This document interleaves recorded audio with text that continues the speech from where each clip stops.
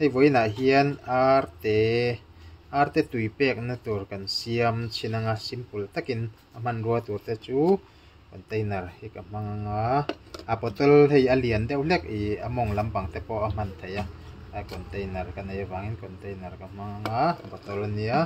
chuan super glue le soldering hi kan hmang dawn ani kan siam chinang hianin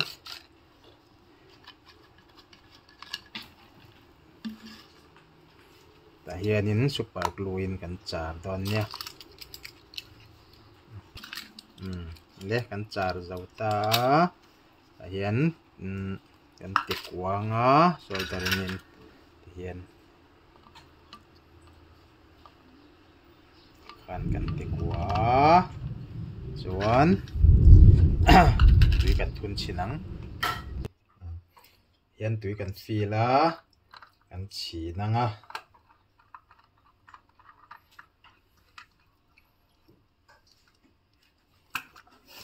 hian alo om ta chuan hei chu tami hi tui a rin du chuan tin a rin thei tho ta tikhan ni ta sela arte in tian an in phai a piang in ti hian alo in phai ta khan alo in phai anga hi ti hianin tui kha tian aron tla thazel don ta ni